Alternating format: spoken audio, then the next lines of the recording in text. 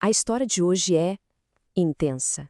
É sobre como desejo, traição e uma vingança friamente calculada podem simplesmente implodir uma família. E não qualquer família, mas uma família real, poderosa, de dentro para fora. Uma verdadeira tragédia. E tudo, absolutamente tudo, começa com esse apelo aqui. É um grito desesperado. Não, meu irmão, não me forces. Essas são as palavras de Tamar, uma princesa, para o próprio meio-irmão Aminon. É um pedido que, infelizmente, não só foi ignorado, como acabou acendendo o estopim de uma cadeia de eventos que levaria essa família à completa ruína. Essa frase, guarde bem, tá? Tá no coração de todo o conflito. Então, vamos para a primeira parte: desejo e engano. Porque, olha, o que aconteceu aqui não foi um impulso, um acidente. Foi o resultado de uma obsessão que consumiu uma pessoa por dentro e de um plano bem sinistro que armou o palco para tudo que viria depois. A gente está falando aqui da tal angústia de Amnon. E o que é isso? A paixão que o príncipe Amnon sentia pela meia-irmã Tamar era uma coisa de outro mundo. Não era só um desejo, sabe? O texto é bem claro, diz que ele angustiou-se a ponto de adoecer. Pensa nisso. A obsessão era tão forte, mas tão forte, que o cara ficou doente de verdade. E esse detalhe é chave, porque mostra o nível de desespero que ele estava chegando.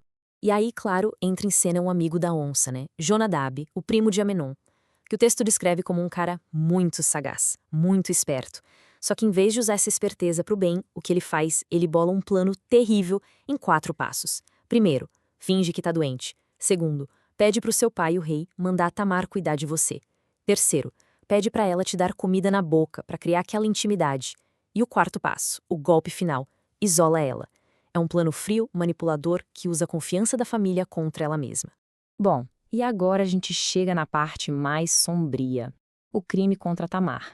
É aqui que aquele plano todo se transforma em violência, da forma mais brutal, e aquele desejo vira uma coisa horrível.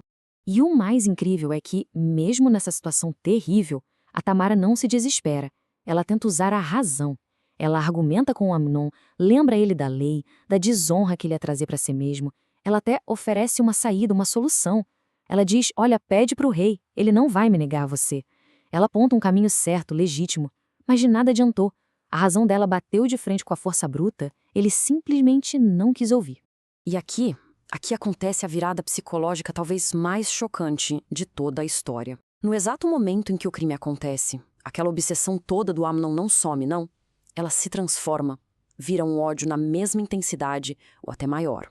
Olha só a comparação, o texto é muito direto. Maior era o ódio que sentiu por ela do que o amor com que a amara. É assustador pensar nessa inversão, né? E logo depois, as palavras dele são essas aí, secas e cruéis. Levanta-te e vai-te. Simples assim.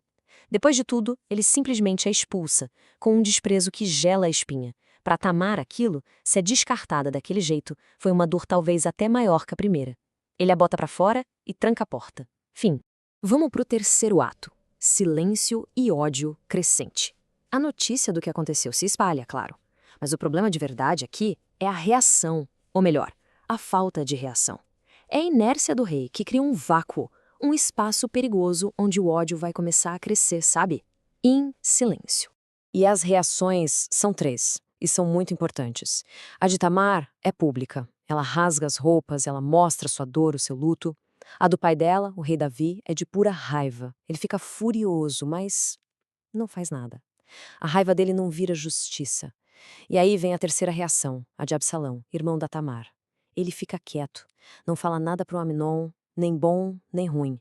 Mas por dentro, um ódio frio e calculista estava nascendo.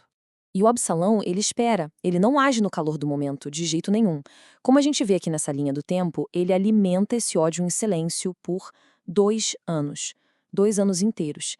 Esse tempo todo é importante para a gente entender que o que vem a seguir não é um ataque de fúria, é uma vingança, paciente, planejada nos mínimos detalhes. E, finalmente, depois de 2 longos anos, chegamos à vingança de Absalão. Aquele plano dele entra em ação.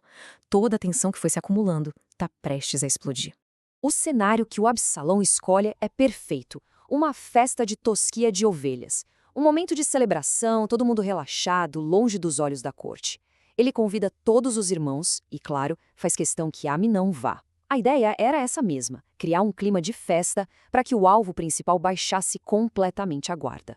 E aí, no auge da festa, quando o coração de Amnon já estava alegre do vinho, como diz o texto, Absalão dá o sinal. A ordem para os seus servos é sair, direta e brutal. Quando ele estiver assim, ataquem o Amnon. Não tenham medo. E ali, naquelas palavras, a gente vê o ponto final de 2 anos de ódio guardado. Uma vingança executada sem a menor hesitação. A vingança aconteceu. Mas a história, infelizmente, não acaba ali. Agora a gente vai ver as consequências, o rastro de destruição que tudo isso deixou. A família em ruínas. O saldo final para esses filhos de Davi é trágico. Olha só o resumo. Amnon, morto. Tamar, a vítima de tudo isso, passou o resto da vida desonrada, isolada, sozinha.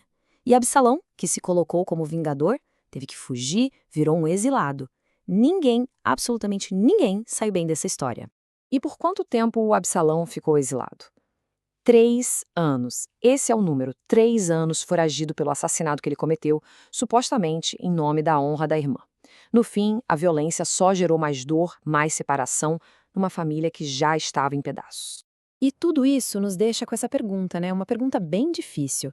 Já que o rei Davi não fez justiça, Absalão resolveu fazer com as próprias mãos. Mas o que ele fez? Foi justiça de verdade? Ou foi só mais um capítulo nesse ciclo terrível de violência? É uma questão que fica no ar, pairando sobre toda essa tragédia. E a gente fica pensando, onde é que termina a justiça e onde é que começa a vingança?